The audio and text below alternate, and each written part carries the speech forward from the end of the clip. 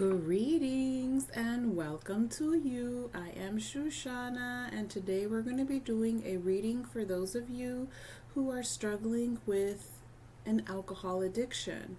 So that is the main reason why I made this channel. Okay, this is bothering me. Let me move my little book rack.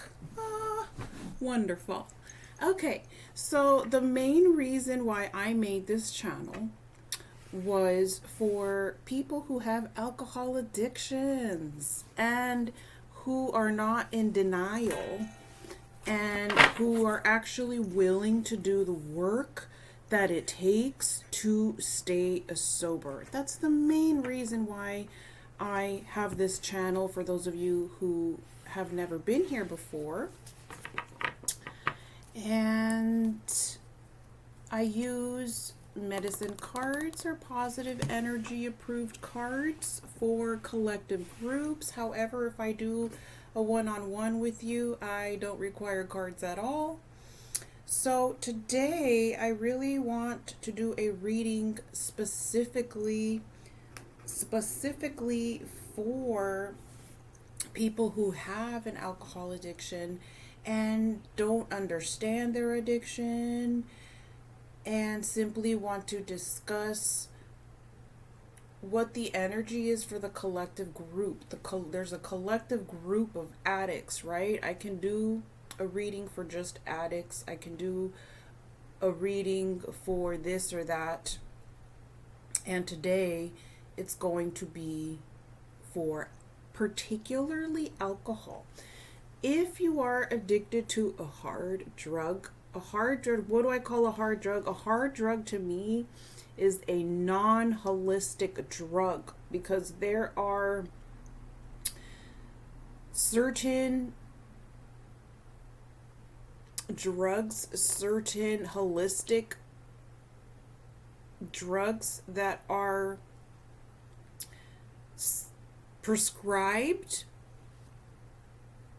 And I'm not talking about things that can be prescribed. I'm talking about things that you buy over the counter.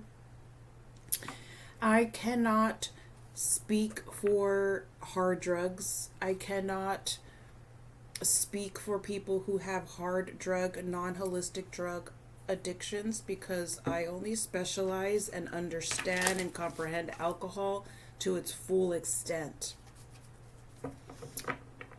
through personal experience.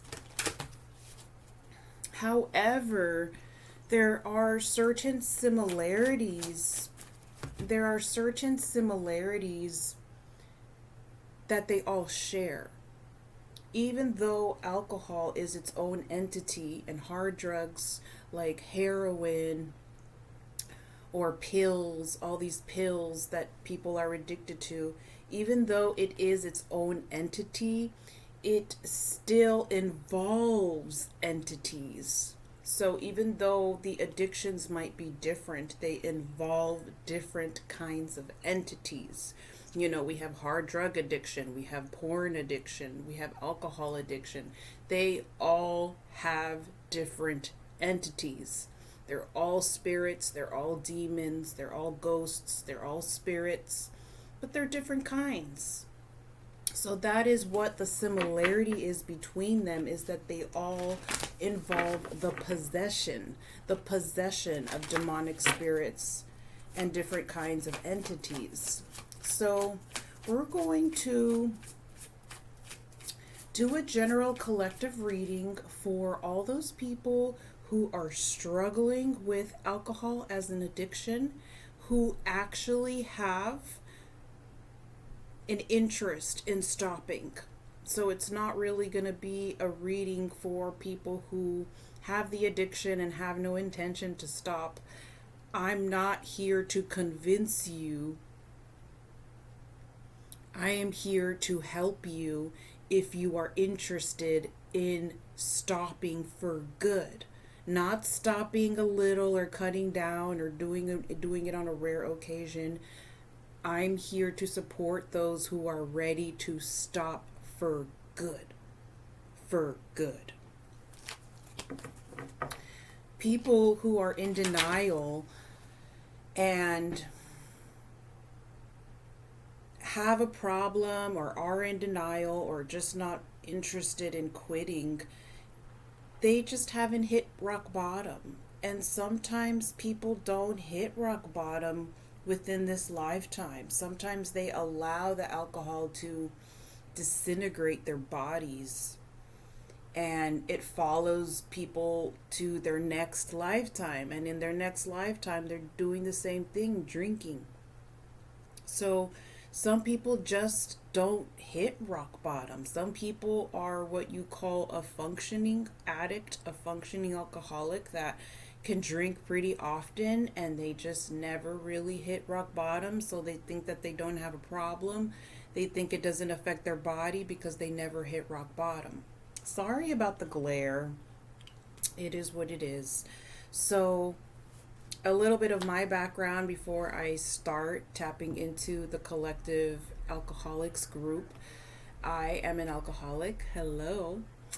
I come from a generation and family of nothing but alcoholics. On my father's side, alcoholics. On my mother's side, alcoholics. And I am the only child. I am the baby out of a family of 4. And I'm the only one that has attempted to break the cycle of alcoholics, of dysfunction, of all the issues that came to my life because of alcohol, starting from a very young age. And that is how I have experience. I have experience because of watching my father. He was more of a binge drinker. My mother is more of, I want to call it an ego drinker. The ego drinkers are not necessarily alcoholics. They can handle their alcohol well, but they like the freedom of being able to drink. They don't like anybody telling them what to do. They don't like nobody saying no to you. If somebody says, alcohol isn't good for you, you shouldn't drink, they're going to drink just because you said that. And that's what I call the ego drinkers.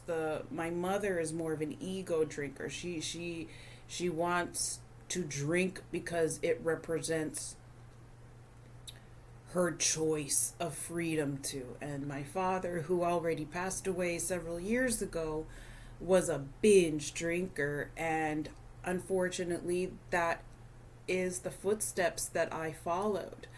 I didn't have any supervision growing up. I didn't have any spiritual protection, emotional support. All I had was my physical basic needs met, and all the other needs were neglected. So I never felt a sense of safety. So when I turned about 14 years old, I started drinking with my friends in high school, freshman year, and it opened up a whole new world. What kind of world? It opened up the underworld. And in my mind, it was a world of freedom, because you're a teenager. You think you know it all. And in my teenager mentality, I thought I knew it all. And I thought that me drinking at 14 with my high school friends was freedom, was a whole new world of freedom. But it actually opened up a whole new underworld of underworld.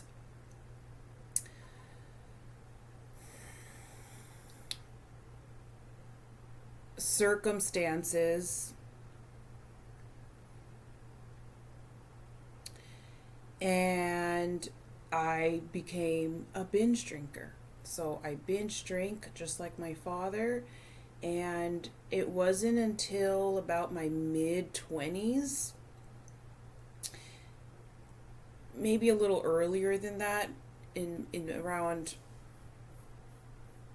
my early 20s, because I had drank for so long. In my early 20s, I was already considering to sober up, but I was having constant relapses because of my influences that were around me, people that I was dating, coworkers. It was just around me all the time. So I wasn't serious about stopping until about my mid 20s, where I started delving deep into my roots and my culture and my family, and how much I disagreed with all of it, and how much I wanted to be the one to break all those cycles and generational curses, and this idea that alcohol is part of a culture.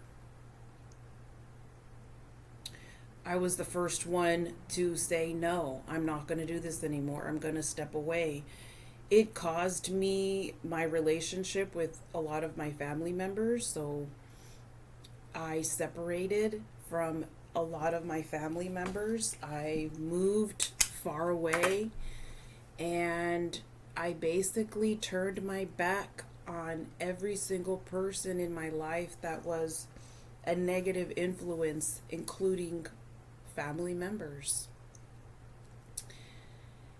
And that's about all I'm going to say. I don't want to go too deep into that because this reading is about you, but I want you to feel comfortable with me, knowing that I have a background. I have about seven years sobriety, and within those 7 years of sobriety, I have had, I want to say, about 2 or 3 relapses. So I am not part of Alcoholics Anonymous. A lot of you might be familiar with the Alcoholic Anonymous program. Alcoholic Anonymous program is a program that is very strict on your days. Very, very, very, very strict on your days. If you go to the program and you're sober for 10 years and you have a relapse, the program will basically say that you're back to zero and will guilt and shame you. And I am more of a holistic spiritual consultant that does not believe in that concept. I don't believe in the concept of you were sober for 10 years, you had a breakup, you had a divorce, you had a lapse, your 10 years are gone. I disagree with that. I disagree with the Alcoholic Anonymous concept, because what you basically are telling your clients is that all of their tears and suffering and months and years and decades of sobriety are in the trash because they made one mistake, and you guilt them and you shame them. And guess what you do? Guess what you do when you guilt and you shame an addict? You make them feel like, what's the use of staying sober if they threw 10 years away? The difference with me is that I don't throw your years of sobriety away. If you've been sober 20 years and you relapsed, I'm not going to say you're back at zero. I'm going to say you still have those 20 years. You just made a mistake. You just made a mistake. And you get back on. You still receive virtue in the spiritual realm. You still receive virtue for that time served. Just like prison, you do your prison time, you get credit for the time served, no matter what.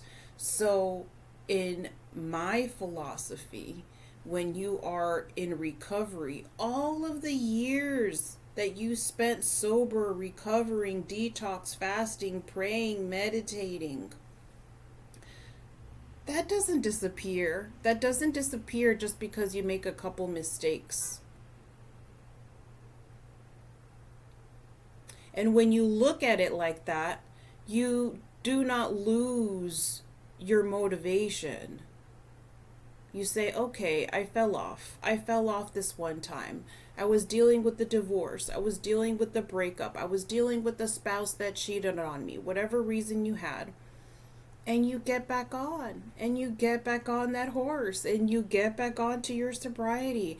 And You continue with the gratitude of all the credit served, of all of the recovery served. So that is my way of doing things. I know that there's going to be so many people that are going to disagree, and we can agree to disagree. So let's go ahead and start this reading.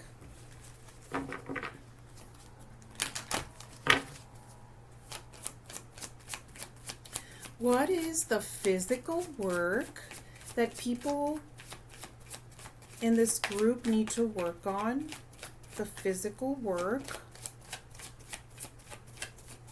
By the way, if you need an app,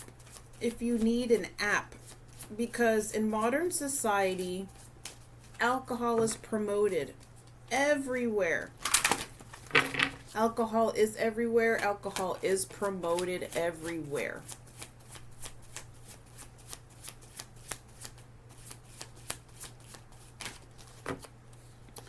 We have 2 here. I'm just going to put them down for a second because inner work, I want to pull them all out in the beginning and then talk about them after the spread is done.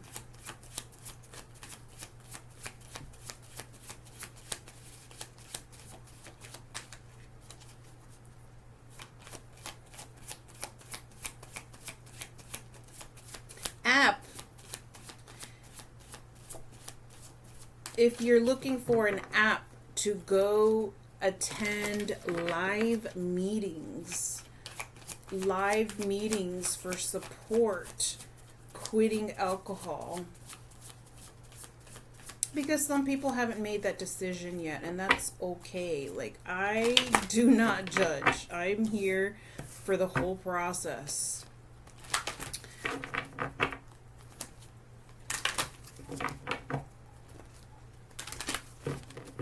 If you need an app to do live meetings, I recommend Refuge Recovery. Refuge Recovery is an excellent app.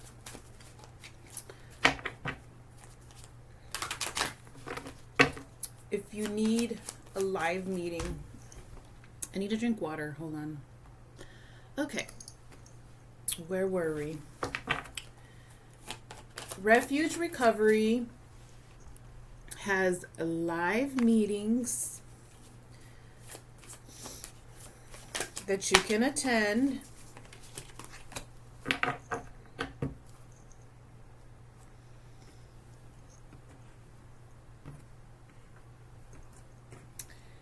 And I believe the last meeting is around 7 o'clock p.m. So they start around 7 a.m. to about 7 p.m. And eventually, I want to provide live support for relapse prevention. You know, if you feel like you want to relapse and you just need someone to talk to, I want to be providing relapse prevention support eventually. So let's go ahead and begin with your reading. So let's talk about the physical work. So the first card here, we have the material. Getting rid of clutter from your home. In Native American culture, somebody's wealth is not judged by how much they had, but by how much they give away. If a lot of you are dealing with clutter, dealing with confusion, creative blockages, all that can be removed energetically by simply removing all clutter from your home. This includes shelves, drawers, closets, under your bed, taking a look at some feng shui, getting a compass and seeing how the harmony is within your home. Excuse me.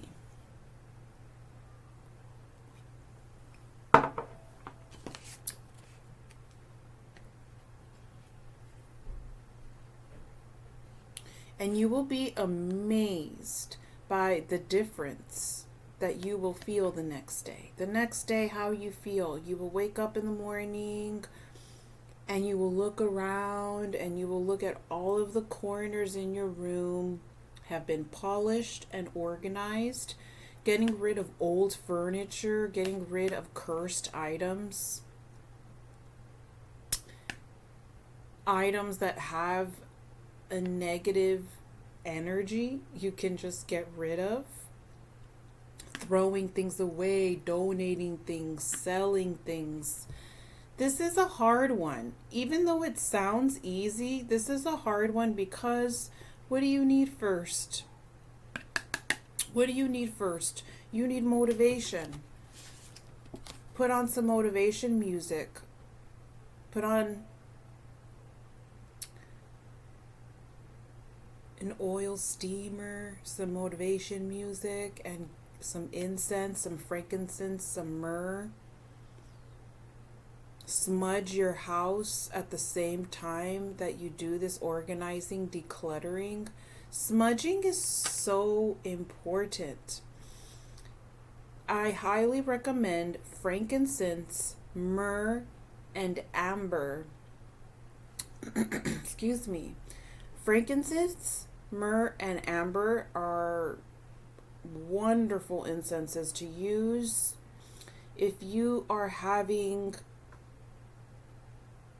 severe issues. I recommend using round cedar. That's a secret. That's an Arapaho secret.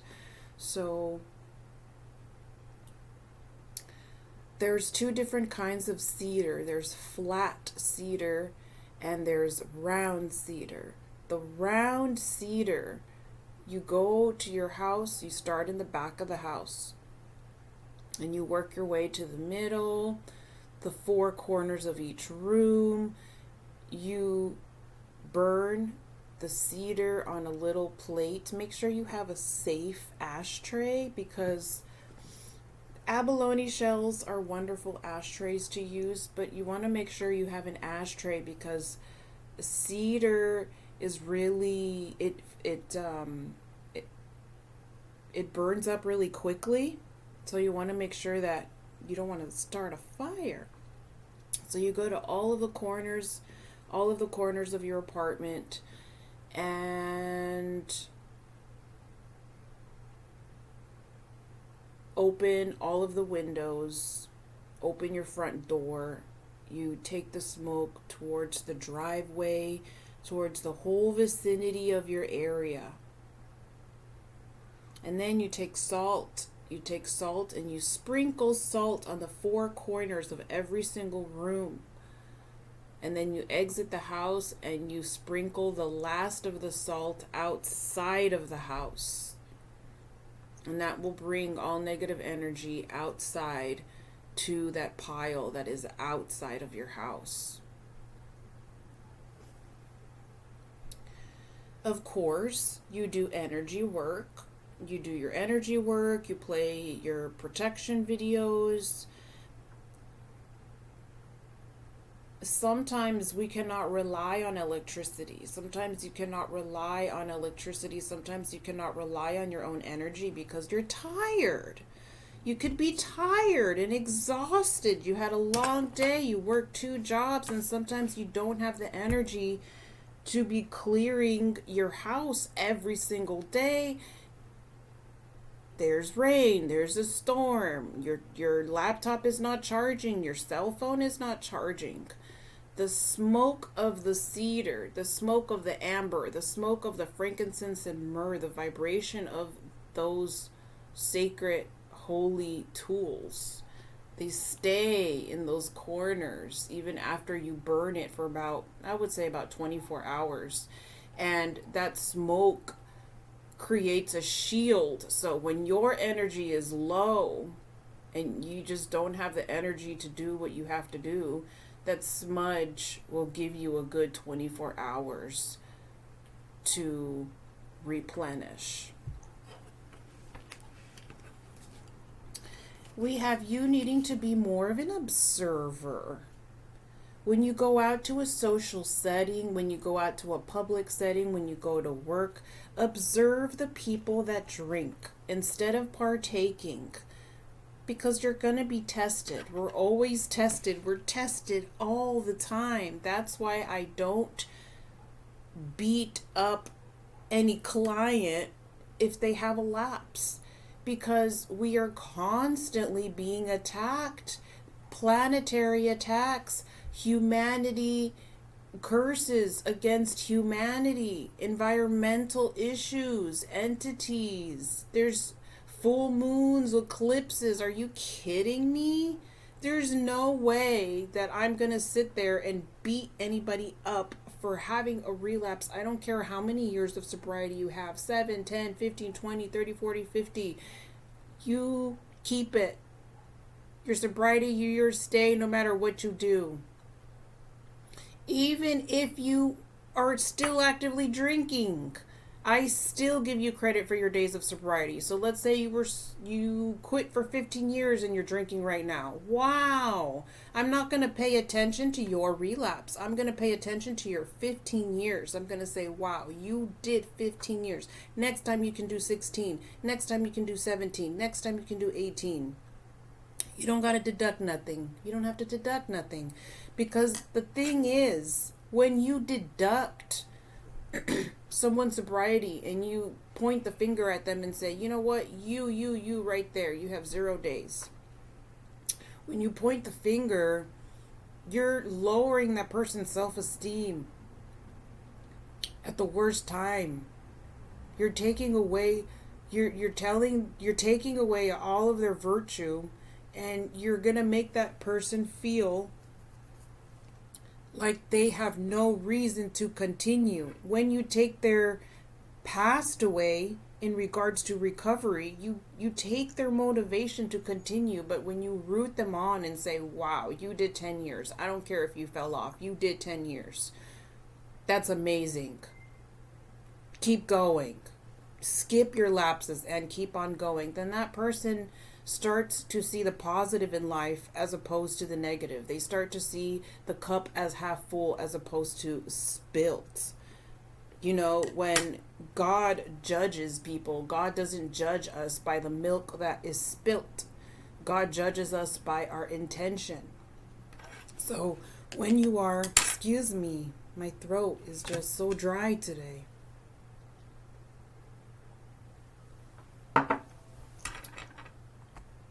So when you are in a social setting, I want you to observe the people that drink. Watch them. Watch every single move without partaking. It's very interesting from a psychological standpoint. You know, they sit there and just watch them. Just watch them. I work at a restaurant, one of my jobs. I work at a restaurant and we have a bar. We have a patio with a little outdoor seating, tropical setting. And I like to watch the people drinking and observe them and observe how they react and how they behave and the crazy things they do. And when I see them order more and order more and order more, I just tell myself, I am so grateful.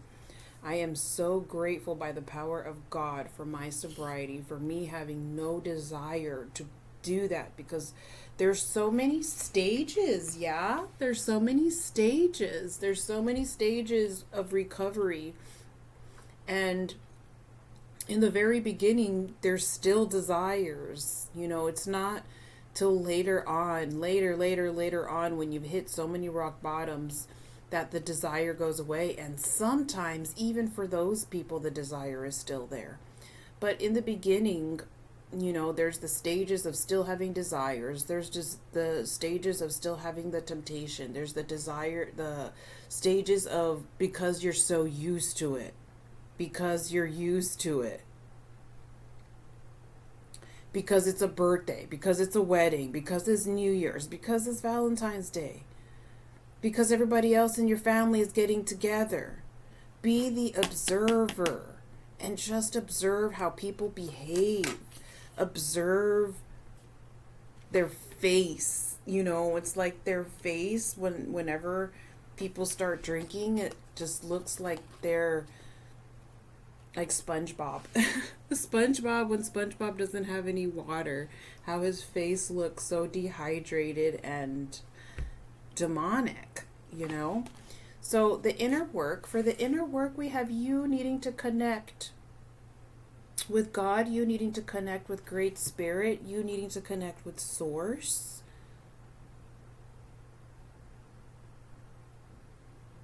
The addiction is tremendous. The addiction is so tremendous that when you are in the middle of the recovery, what do you want to do? You want to replace the addiction for something else. Aha. It happens so often because alcohol turns to sugar inside the body. People go to sugar and they get addicted to sugar. They get addicted to food. They switch their alcohol addiction and then they want to have meaningless sex and substitute. So be careful with the substitution. If there's anything that you have to go to something that is positive, something positive to hold on to. And for the spiritual work, we have the mole and the stone. The mole and the stone. This is all about looking at your spiritual foundations. Do your spiritual foundations match with the physical reality? How can we tailor our spiritual world so that it is in harmony with the physical form? Where in your life are things not matching or connecting in dots? Where maybe your energy is low, but you physically have the motivation to do a lot. What can you do to raise your energy? What can you take away from your diet? Sugar. If you just taking sugar alone away and increasing supplements, you will be amazed by how you feel if you haven't felt that yet. You get some B's, you get some A's, you get some D, some magnesium, some iodinized salt. You're going to get more hungry when you take the supplement. So you have to make sure that you're stocked up on those things. Are you stocked up on filling foods? Because a little issue with supplements is that when you take them, you get more hungry. They make you want to eat more, and then you tend to want to have sweets. So it's important to not even buy them. Don't even buy the sweets. Don't even buy them.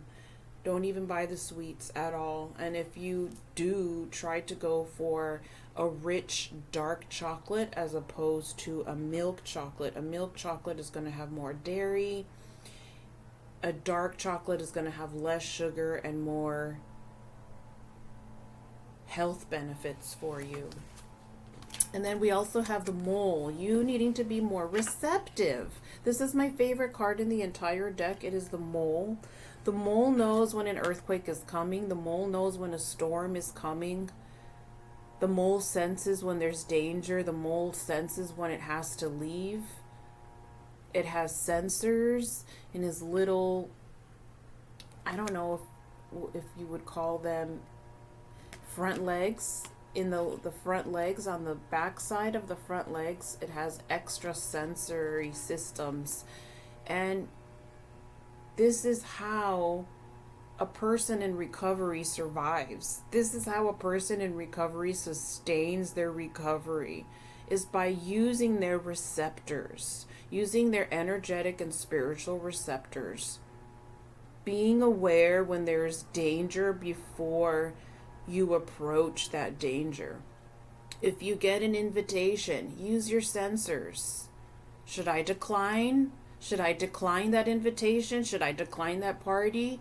Is that party going to be safe? Am I going to be able to resist temptation? Should I go to that work party? You get invited to a work party. Be prepared. Take things with you. Let's say you go somewhere where you want to go to a party because that party is going to give you a reward, an award, a promotion, an acknowledgement. Be prepared. Take your bottle with you. You know, your smoothie, your juice, your coconut water. So whenever someone offers you something to drink, you already have your drink. A lot of times when there is a relapse, there's a relapse because the person did not take a moment to use their sensors. And this happens a lot with mental breakdowns. So when somebody has a mental breakdown, your amygdala is attacked by entities. Entities know exactly what is going to cause or irritate a mental breakdown. So they attack your amygdala. Why? Why the amygdala more than anything? Because your amygdala stores all of your trauma. And when an alcoholic is triggered or re-traumatized by a memory or a situation that is unexpected, the amygdala is triggered. And the entities know. They know when and where to trigger you. And they know that if something goes wrong, a lot of times there's entities behind that. There's dark spirits behind that cause. Whatever causes you a mental breakdown, that is when the interference begins. The interference begun by that trigger, and that trigger was most likely caused by an entity. So the amygdala is triggered because it has all of your emotions and all of your traumas, and it starts to hurt unbearably. And what does the addict do? The addict knows that relapsing will alleviate that in their mind. In their mind, that's what they're thinking. But what's really happening is the entities are using your amygdala to cause a mental breakdown so that you have no time to respond, so that you have no time to react, so that you have no time to use your receptors. When the amygdala is under attack, sometimes you can cause your amygdala to be triggered in a negative manner by using too much caffeine. So if you are addicted to caffeine like I am one of those that is addicted to caffeine. I will trigger my own amygdala, and that is what happens when you have too much caffeine. If it's not just, you can also cause harm to your own amygdala by drinking too much caffeine, because there's only so much that your body can process. And anyone who has had emotional traumas in their upbringing should avoid caffeine, or really try to keep it at a minimum. And I know that's a hard one. That's probably going to be another video discussing caffeine and everything it does to your brain. But going back to the mental breakdown, the entities cause a trigger. The trigger causes a mental breakdown. They attack the amygdala. When the amygdala is attacked, you have 4 seconds 4 seconds to stop a hijack. You have 4 seconds. That's why it's so important for you to find a safe word, a safe sentence, a song that you tell yourself every time that you are triggered to drink. You give yourself that word, you give yourself that sentence, you text it to yourself so that you don't forget it. So when you're having that mental breakdown, you look at your phone and you look at what you texted yourself. What did you text yourself? You texted yourself, last time I drank, my hangover lasted 4 days and I vomited for 2 days straight, just as an example. So whatever it is, you have to meditate and figure out what your safe word is, what your statement is, what your sentence is, what is your relapse prevention quote, email. It has to be short. It has to be short because you have 4 seconds to prevent an amygdala hijack. If the 4 seconds go by and instead of you calming down, you become more angry and more enraged, you will most likely end up in a lapse. What I have done for myself is I made a draft for myself on Gmail. My draft used to be a long page, and that page was too long for those 4 seconds. So I reduced that long page to a paragraph and then a shorter paragraph, and you condense that letter that you write yourself. It's like you're writing a letter to your inner child.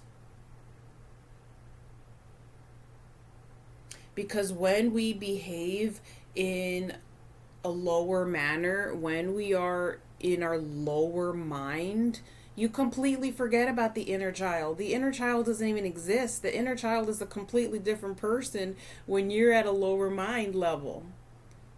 And you have 4 seconds to calm that down before it leads to a lapse when your amygdala is triggered by entities. So you go to the email, write yourself 3 sentences. So let's say you have a rock bottom situation. Get a journal and condense your entries for your last relapse. And remember the last 3 things that were the most horrible about your last hangover, about your last lapse, about the last thing that happened.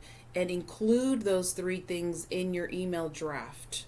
Write them down. This, and this happened the last time that you do this. Love yourself. Whatever it is you want to write. I recommend doing about 3 to 5 sentences. Keep it at 3 to 5 sentences. And every time your amygdala is triggered once again to go back down that rabbit hole, you get on Gmail, you go through your drafts, and you read that email. That email should stop you from drinking. It's helped me. It's been a success for me. So hopefully it helps somebody out there that needs a technique. So it's so important to not lose your receptors. It takes 1 second to scan something.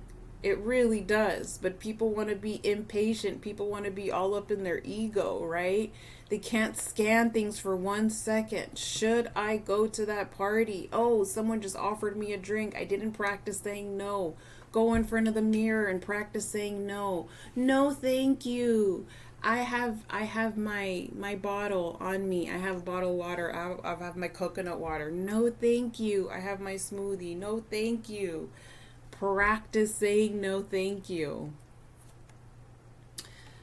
Foundations, where in your life are there foundations that are not set. There's certain foundations that need to be set. And this doesn't matter.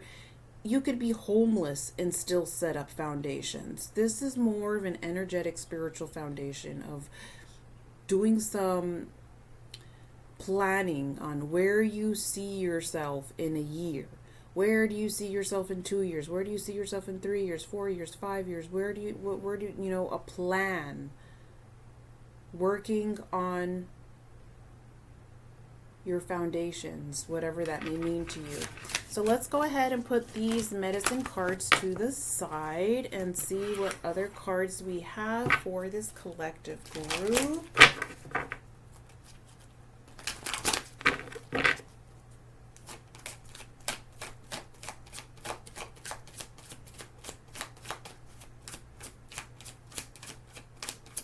When you are drinking alcohol, you are consuming spirits. You are consuming entities. And the reason why you feel happy when you drink is because you are releasing spirits. You are releasing demons from their enclosure, like an old bottle of wine. It's like Aladdin. That's what it makes me think of. It makes me think of Aladdin without the wishes. Okay, so if Aladdin, which who knows, it probably does come from a dark story, but if Aladdin was a dark spirit and gave you no wishes, and instead of wishes, it gave you curses, and it's in the alcohol, and then you open the bottle and you drink it and you touch it, you are releasing that entity. That entity is now free. That ghost, that demon, that deceased bodiless spirit is released as you consume it. So you're not feeling happy because your life is happy. You are happy because you have released a spirit using your body as a vessel. A lot of times when someone is really happy and everything is going well, you don't need a drink. Why would you need to drink if you're already happy? People who drink are drinking because they are miserable and unhappy. If they were not miserable, if they were not unhappy, they would not drink, because they would be drunk by the water of life in itself. Being healthy is a high. Having natural energy, you get a high from that. And so many people don't even give their bodies an opportunity to experience that. So that is why you feel so good when you drink it, because you are releasing those spirits. When you detox and you're hungover and you're trying to quit cold turkey and you're sweating and you're having nightmares, why are you having nightmares after stopping if you're stopping? Why? Because the spirits, because the entities don't want you to stop. So they're going to put you in an ultimatum. They're going to threaten you. They're going to say, you know what? You want to stop drinking? I'm not going to let you sleep.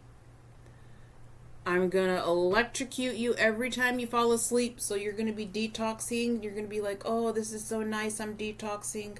I didn't sleep for 3 whole days. I'm going to go to sleep right now. No, you're not. The demons will electrocute you. They will touch you. They will do sleep paralysis. They will put very disturbing images in your mind because they're upset that you're quitting and they don't want you to quit. And they're willing to promise you that they will help you feel happy again if you just stop with the detox and you go back to drinking. And you go and you have a Bloody Mary and you feel amazing. Why? Because you're doing a deal with the spirits. You just did a deal with them. Of course you're going to feel better if you go and you go right back to the substance and boom, the hangover's gone. So you have to go through the detox process. When you go through the detox process and you are shaking off all these spirits and forcing yourself through all those nightmares, you are literally shaking off all those spirits. The alcohol takes about 72 hours to exit from your body, but for the most part, 72 hours alcohol will stay in your energetic auric field and can stay in your hair follicle for up to like 90 days. So technically, when you are consuming alcohol, you are open. You are open and you are susceptible for a spiritual attack, an entity, ghost, demon to go inside of you for about 72 hours. So even if you stop and say, okay, I'm done with this lifetime, that is still going to be in your body for 72 hours. So you're still going to have to shake off all of that for 72 hours. If you are a heavy binger, even if you quit for about 3 months, you are still going to need to find an exorcist. If you're a light drinker, you can most likely clear whatever you accumulated yourself by simply stopping and doing energy work and clearing your house. But if you're a heavy drinker and you like mixing and you've had a little bit of this and a little bit of that and you've gone to this bar and that club and that club and that club, then even quitting, even if you quit, you will still maintain the presence of certain entities, and you are still going to have to find yourself an exorcist to get rid of all of the entities that were involved in your last lapse. Look at this beautiful card here. Beautiful. Walking away. For those of you who are truly ready, walk away. Why wait to hit rock bottom? Why wait? Why wait? You're not hungover now. Why wait to be hungover again when you can just walk away? Maybe you had a negative experience last time. You don't ever have to go through that again. You can just walk away.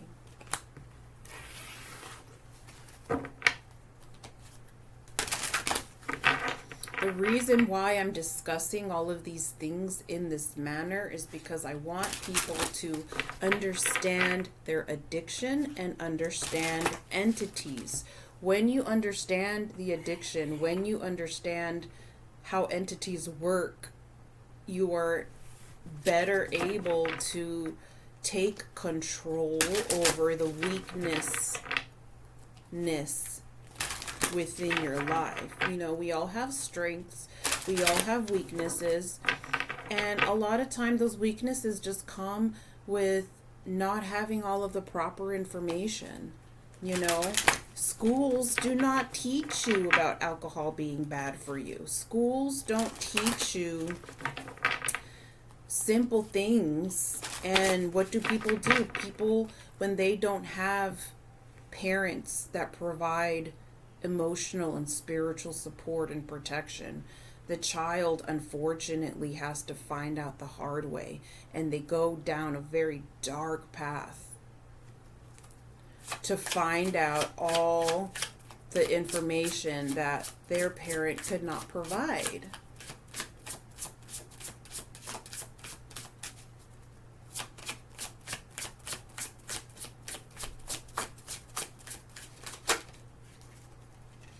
We have accepting your well-earned praise, and this is the award card. I love this because this makes me think of your sobriety days. your sobriety days, your recovery, regardless of any lapses that you have had. Believe it or not, some people have a hard time with the numbers. It's the numbers. Who cares about the numbers? Just say no. Who cares if it's your day 104 or your day 1? Just stop counting. It's easier to just stop counting and say no. You can write down your little sobriety day in a little journal in the little corner and just forget about it. Just forget about it. Just write down your little date, your sobriety date, and then just forget about it. You don't have to count and count and count and count and count and count. Unless it helps you. If it helps you. But for others, I've noticed that it tends to create low self-esteem, because when you're counting, you are comparing yourself to other people's counts. And a lot of times in a meeting, there will be people that feel not that great because they're in a group with other people who have so much more time in their hands. And it's how about we just celebrate everyone's sobriety, as opposed to having to do a count check with who's got how many days and who's got how many weeks, who's got how many months, who's got how many years. Can we just celebrate the present moment of being sober without constantly having to compare ourselves with others in modern society? Just accept the present moment. Just be grateful that on this beautiful day, on this gorgeous day, on this God-given day, we are breathing, we are alive in this body. We've reincarnated so many times.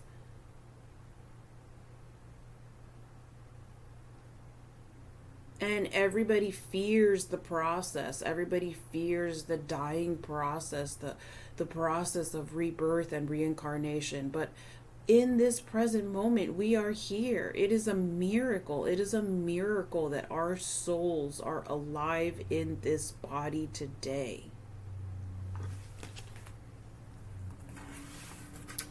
Let's do 2 more cards and then end this reading.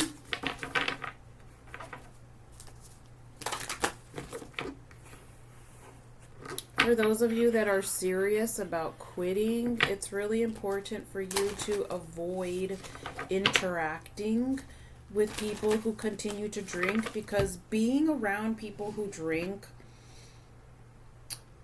they say it takes years, right? They say, oh, well, it takes years. You have to be an expert in recovery to be around people that drink and not be bothered by it. But I don't think that any amount of years can make you an expert enough to not need to be around it. It is toxic energy, you know. The restaurant that I work at, I have no choice. I have no choice to work where I work. And we have a bar there, you know. If it was up to me, I would work somewhere that doesn't have a bar. But right now, it is what it is. Regardless, there is no amount of time, there is no amount of years that makes it okay for you to be around people that drink, especially if it's a spouse, you know. God help you. If it's your own spouse, I could not imagine. I've dealt with that before in my past love life of, you know, dealing with another alcoholic that did not want to quit when I wanted to quit, you know. And you have to prioritize yourself, and you have to remove yourself from the people that are continuing to partake. And if you can't help it, then just don't be around them when they're drinking. But this is family members, friends, spouses. When they are drinking around you, they are inviting entities into your home. They're inviting entities into the dinner table. Regardless, these are things that nobody ever discusses. So I wanted to discuss them today for people who want to understand why they feel so good when they drink. I mean, look at it from the entity's point of view. If you're an entity and you've been trapped inside a bottle of wine for 20, 30, 40 years, you're going to be happy that person releases you. And you're going to go inside that person's body and you're going to be happy. You're going to make sure that that person that you possess is happy because they released you.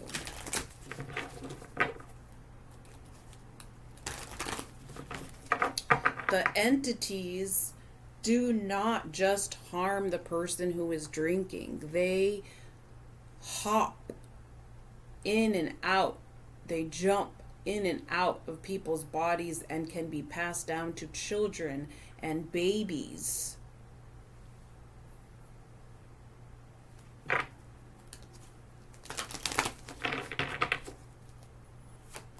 It's not a laughing matter where someone thinks that just because they're drinking and nobody else is in the house that they're not harming anybody. You're harming everybody in that house by simply drinking and being around them.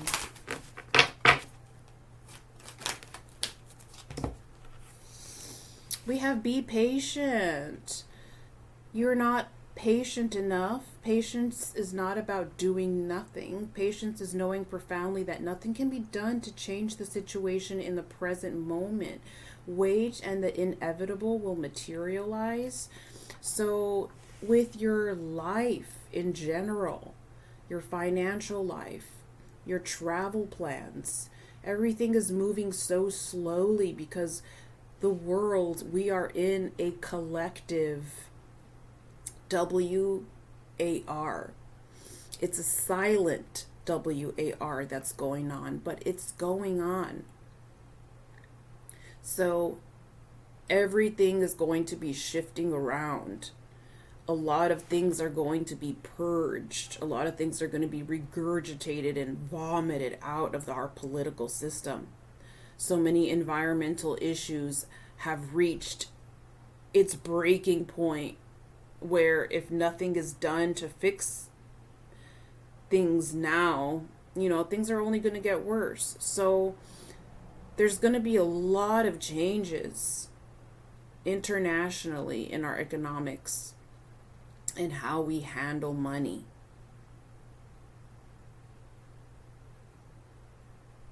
How we handle who has the control over humanity's affairs.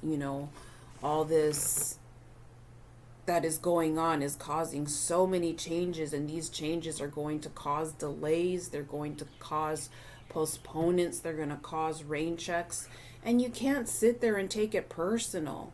Remember that it is ego. It's ego that takes it personal. It's ego that says, oh, why me? Why me? I've been waiting for so long. Why me? It's not personal. Humanity is constantly under attack by there's such a long list. There's such a long list of crimes against humanity that, I'm not even going to mention over here because there's just so many issues. So just remember that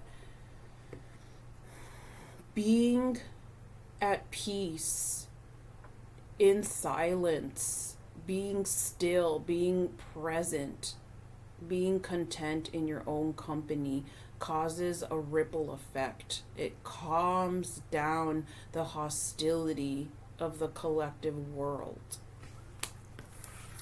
And last but not least, let's do a color. What color does this group need to incorporate more in their life? What color?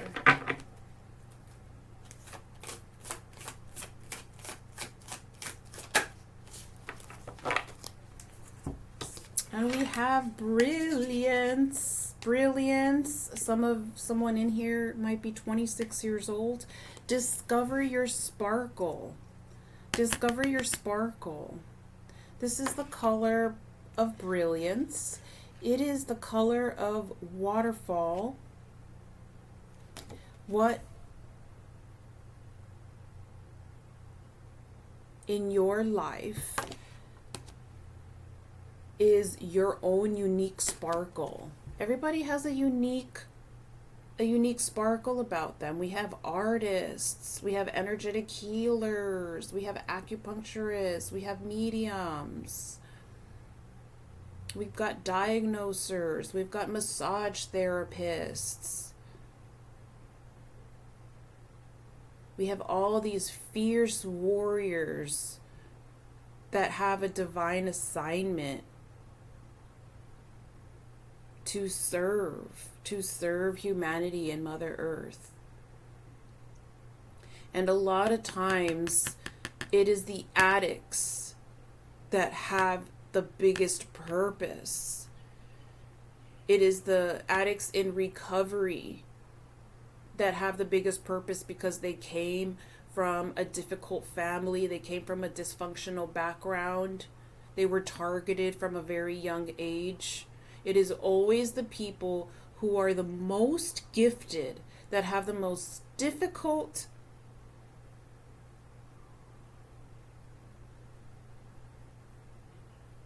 upbringing. And because of that difficult upbringing, because of that targeting of their unique abilities, they end up in addiction. But what happens when they overcome that addiction? Their power is returned. And that power comes back threefold, because now you have gained the wisdom of the underworld through no fault of your own. Just because we suffer, just because we go through these dark underworld moments, does not mean that we don't come back out like a fire phoenix with the wisdom that is gained in the underworld. You don't gain anything. You don't gain nothing in the underworld when you are there suffering. You gain something. You gain wisdom that you will never forget, that you are meant to spread and share, so that other people receive medicine from your story. That is the problem with modern society, is that we're not living like we used to in the old days.